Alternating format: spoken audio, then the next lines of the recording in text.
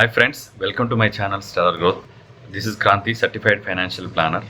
As a Certified Financial Planner గా financial planning concept spread చేయడం కోసం ఈ యూట్యూబ్ ఛానల్ స్టార్ట్ చేయడం జరిగింది. Thanks for subscribing to my videos. If you have not already subscribed please subscribe.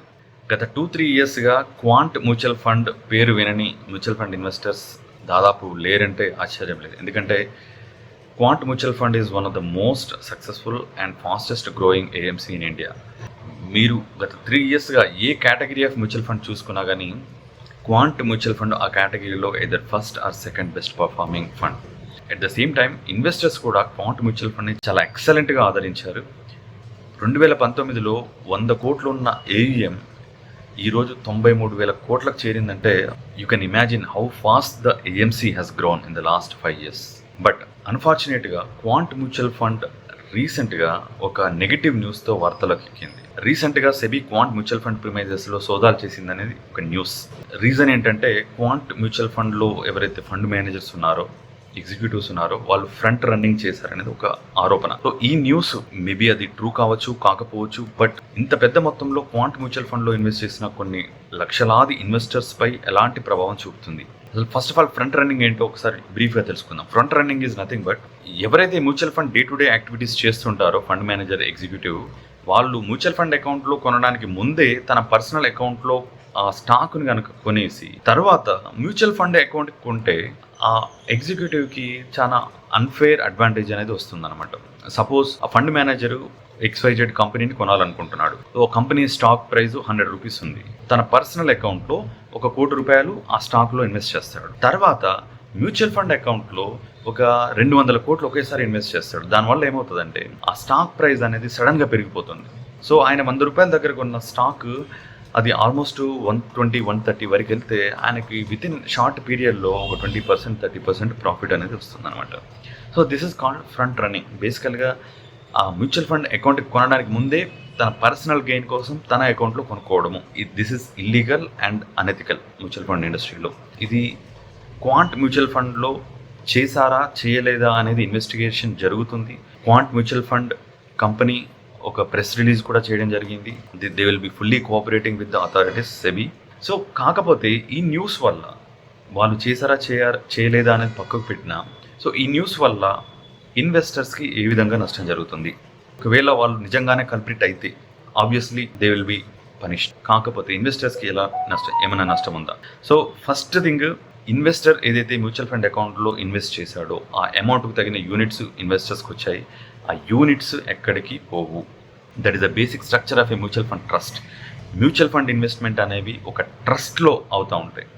ఎవరి personal అకౌంట్లో, manager అకౌంట్లో, వాళ్ళ కంపెనీ CEO అకౌంట్లో it is a trust is created in the name of all the investors. ఎవరైతే investors invest చేశారో వాళ్ళ ప్రపోర్షన్లో వాళ్ళకి యూనిట్స్ అలకట్ అయ్యి ఆ యూనిట్స్ని nobody can sell except the investors. Units అలాగే ఉంటాయి. రెండవది, ఫండ్ NAV పైన ఏమైనా ఎఫెక్ట్ పడుతుందా? దీనికి ఆన్సర్ కొంచెం డిఫికల్ట్ చెప్పడం. So what can happen? So దీనివల్ల ఫండ్ NAVకి డైరెక్ట్గా ఇంపాక్ట్ అయితే ఏమీ ఉండదు. క్వాంట్ మ్యూచువల్ ఫండ్ ఏదైతే కంపెనీలో ఇన్వెస్ట్ చేసిందో ఆ స్టాక్స్కి డైరెక్ట్గా ఇంపాక్ట్ అయితే ఏమీ ఉండదు. అంటే బేసికల్గా ఎవరో ఒక మేనేజరు ఫండ్ కొనడానికి ముందు తన పర్సనల్ అకౌంట్లో కొనడం వల్ల మ్యూచువల్ ఫండ్ ఇన్వెస్ట్ చేసిన కంపెనీల్లో లాభాలు సడన్గా పడిపో. There is no relation. యాక్చువల్గా ఆ కంపెనీలకు వచ్చే ప్రాఫిట్కి ఈ ఫ్రంట్ రన్నింగ్కి దేర్ ఇస్ నో రిలేషన్.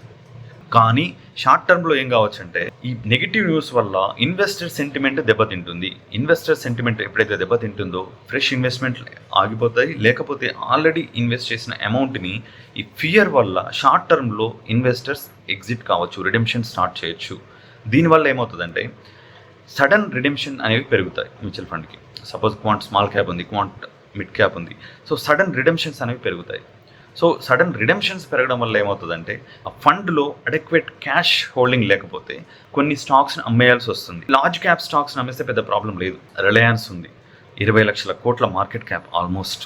అందులో ఈ ఫండ్ ఒక 200 కోట్లు అమ్మేస్తే పెద్ద నష్టం లేదు. కొనేవాళ్ళు బోల్డ్ మంది ఉన్నారు రిలయన్స్. కానీ ప్రాబ్లం ఎక్కడ వస్తుందంటే స్మాల్ క్యాప్ స్టాక్స్ దగ్గర ప్రాబ్లం వస్తుంది. మనం క్వాంట్ స్మాల్ క్యాప్ కనుక ఎగ్జాంపుల్గా తీసుకున్నట్టయితే quant small cap almost 10% of the holding Reliance ఇండస్ట్రీలో పెట్టింది. అదే quant small cap latent analytics అనే ఒక చిన్న సాఫ్ట్వేర్ కంపెనీలో కూడా ఇన్వెస్ట్ చేసింది.